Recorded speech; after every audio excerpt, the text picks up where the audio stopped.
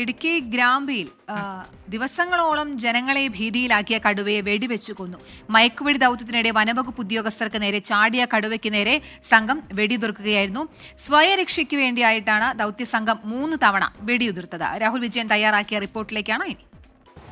വണ്ടിപ്പെരിയാർ ഗ്രാമ്പിയിലെ ജനവാസ മേഖലയിൽ ഇറങ്ങിയ കടുവ വനംവകുപ്പിന്റെ വെടിയേറ്റാണ് ചത്തത്. വനംവകുപ്പ് ചുമ്മാതങ്ങ് വെടിവെക്കുകയല്ലായിരുന്നു, അതിന് തക്കതായ കാരണം കൂടിയുണ്ടായിരുന്നു. നിങ്ങൾ ഈ കാണുന്ന ദൃശ്യങ്ങൾ ആദ്യമൊന്ന് കാണുക.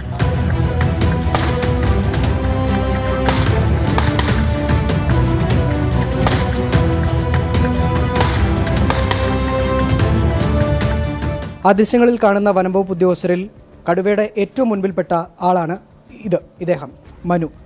എന്താണ് ശരിക്കും അവിടെ സംഭവിച്ചത്? അത് ഡാറ്റൻ ടീമിൻ്റെ അകത്ത് ഞാനായിരുന്നു മുന്നിൽ നിൽക്കേണ്ടത്.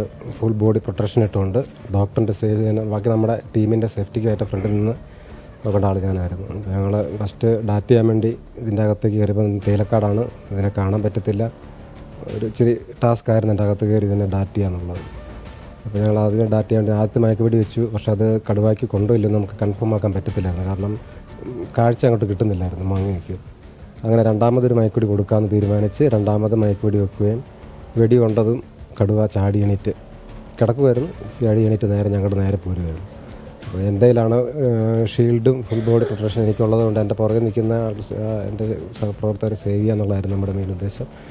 അപ്പം നേരെ വന്ന കടുവേനെ ഞാൻ ഷീൽഡ് വെച്ച് തടഞ്ഞു. കടുവ വന്നതും ദേഹത്തേക്ക് തലച്ച് ചാടി കയറി എൻ്റെ ഹെൽമെറ്റ് അടിച്ചപ്പോൾ ഹെൽമെറ്റ് തലം തെറിച്ചു പോയി. ശരിക്കും പേടിച്ചു പോയി. പിന്നെ കടുവ ആദ്യമായിട്ട് ഇങ്ങനെ ഇതിനു മുമ്പ് കടുവയൊക്കെ ഇങ്ങനെ ഡാറ്റ് ചെയ്യാനൊക്കെ ആയിട്ടുള്ള ടീമിലുള്ളതാണ്.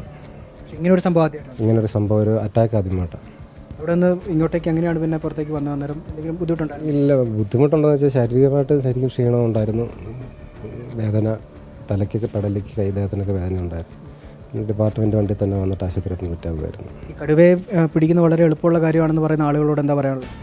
അതൊക്കെ പുറത്തുനിന്ന് കാണുന്നവർക്ക് പറയാം. പക്ഷേ ഈ ജോലി ഒന്ന് ചെയ്തെങ്കിൽ നമുക്ക് അതിൻ്റെ ഒരു ബുദ്ധിമുട്ട് മനസ്സിലാവുള്ളൂ. ഒരുപാട് പേരുടെ ഭയങ്കര കഷ്ടപ്പാടുണ്ട്. നമ്മൾ പല സ്ഥലങ്ങളിൽ പോയിട്ട് ഞങ്ങളിങ്ങനെ നാട്ടുകാരുടെ പെരിയൊക്കെ ഇഷ്ടംപോലെ കേൾക്കാറുണ്ട്. പക്ഷേ നമ്മൾ ജീവൻ പണയം വെച്ചാണ്, നമ്മുടെ മാത്രമല്ല നമ്മുടെ കൂടുതലുള്ള ജോലി ചെയ്യുന്ന ആൾക്കാരുടെയൊക്കെ ജീവൻ പണയം വെച്ചാണ് ഇപ്പോൾ ചെയ്യുന്നത്. ഭയങ്കര ബുദ്ധിമുട്ടുള്ള കാര്യം. തീർച്ചയായിട്ടും അങ്ങനെയാണ്. എന്തെങ്കിലും വനംവകുപ്പിൻ്റെ ഭാഗത്ത് നിന്ന്, അല്ലെങ്കിൽ ഈ വന്യജീവികൾ നാട്ടിലിറങ്ങുന്ന സമയത്ത് വനംവകുപ്പിൻ്റെ ഭാഗത്തു നിന്ന് വീഴ്ച, അല്ലെങ്കിൽ ഇവർ കാര്യക്ഷമമായി ഇടപെടുന്നില്ല എന്ന തരത്തിലുള്ള പരാതികളും ആക്ഷേപങ്ങളും ഒരുപാട് കേൾക്കാറുണ്ട്. പക്ഷേ അതിനപ്പുറത്തേക്ക് ഇവർ ചെയ്യുന്ന ജോലി, ഇവർ ജീവൻ പണയം വെച്ച് നടത്തുന്ന പ്രവർത്തനം, അത് വിസ്മരിക്കാൻ കഴിയാത്തതാണ്. ഇന്ന് നടന്നിട്ടുള്ള, അല്ലെങ്കിൽ ഈ വണ്ടിപ്പെരിയാറിലിറങ്ങിയ കടുവയെ പിടികൂടുന്നതിനിടയ്ക്ക് ഇവർക്ക് നേരിടേണ്ടി വന്ന വന്യമൃഗത്തിൻ്റെ ആക്രമണം, അതിൻ്റെ ദൃശ്യങ്ങൾ കാണുമ്പോൾ തന്നെ അതിൻ്റെ ഭീകരത നമുക്ക് മനസ്സിലാക്കാനും കഴിയുന്നതാണ്. സുമിത്തിനൊപ്പം രാഹുൽ വിജയൻ, 24 ഇടുക്കി.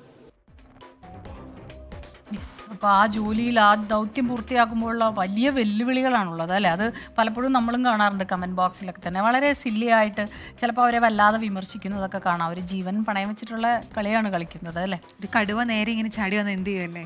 എൻ്റെ അമ്മ, എനിക്ക് ഓർക്കാൻ പട്ടിനെ കാണുമ്പോൾ തന്നെ സത്യം.